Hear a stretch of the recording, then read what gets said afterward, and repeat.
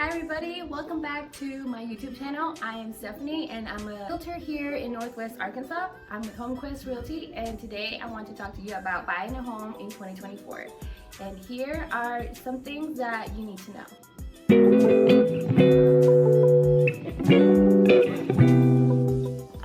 So the things that lenders look at when you want to get pre-approved for a loan are your credit, your employment, and what you have in the bank currently, your cash money, saved up money that you're not spending. Those are the main three things that they will be looking at when you first go visit with the lender and you do the application. You do have to go through the application process each time that you visit with the lender. So those are the main things that you want to work on throughout the year, especially if you already know that you have to work on your credit, pay things off or pay things down in order for your debt to income ratio not to affect you in order to get a loan. So those are the things that you want to work on. Having cash in the bank is always good because that will help you, especially with down payment and closing costs.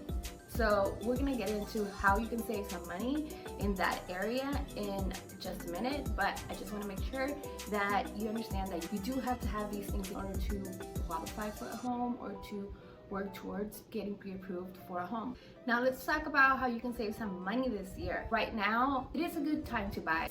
And that's the question, when is a good time to buy, right? Everybody wants to know. Well, the right time to buy is when it's right for you. Meaning, if you have to move because the home that you're currently renting is getting sold, maybe it's time to start looking into buying a home instead of paying somebody else's mortgage. Whether you're a first-time home buyer or second or third, you can save money right now because you don't have that much competition. Last year, it was a little slower once rates were going up, and so I was able to get some of my clients great deals towards the end of the year because of that reason. Not a lot of people want to buy a home when rates are higher because that does affect their monthly payments. However, you can refinance 6 months after if rates go down a bit, or you can wait longer if you wish to, but that's an option that you do have. Rates will go up and down, but home prices have been steadily increasing year after year. The smartest thing to do will always be to buy the home at the lowest prices that you can get it, and then refinance the home if interest rates are too high in order to get into a house. That way you already have the home, and then you can work on getting that monthly payment down. So that's a great way that you can get into a home now instead of waiting when springtime hits. Typically between March and September is super busy, and it's because a lot of people wait until that time of year to buy and sell. So you're gonna have a lot of competition. If you guys remember, about 2 years ago, when rates were lower than they have been since then, people were overpaying for their home. There's some people right now that want to sell a home that they can't, or it's just harder to, or they're not gonna make much money from that because they overpaid. Let's take a house, for example, that's $300,000, okay? That's what it's appraised at, and that is what the homes have sold around the area, around $300,000. Now, say the rates at the time were 3-4%. Okay, awesome. Everybody wants to buy when the rates are lower because that will help with the monthly payment. That makes sense, right? Well, if you don't have cash in the bank at that time, then when you're going against other people, say there's 10 people looking at that house that are interested, they make an offer. At that point, you are going to be in a multiple offer situation. So guess what the owner of that property is going to do?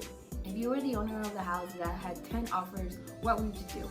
If all the houses had been selling at average $300,000, would you be willing to give somebody a discount just because, or are you going to take the highest offer?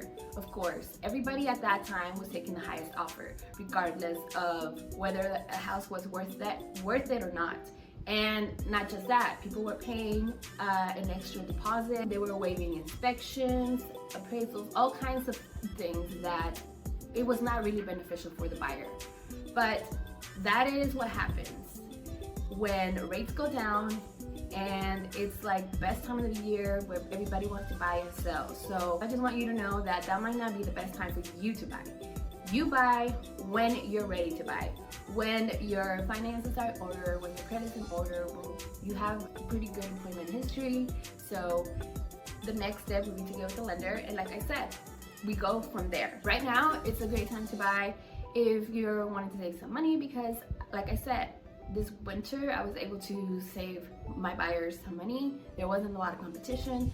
Right now there's not, but I feel like it's starting to pick up a bit. So it's gonna be a little harder to try to negotiate, you know, closing costs or anything like that, repairs in the house, once there's more competition and once sellers get multiple offers. You know, they're gonna take the best offer on the table, even if in our opinion the house is not worth that much as somebody else wants to pay for it.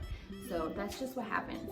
I believe that it is a great time for you to buy if you're wanting to save some money. Let's save you some money and reach out to me so I can help you in the process. Like I said, I'm in Northwest Arkansas. My name's Stefany. See you again next time for more real estate tips and things you can do to save money this year.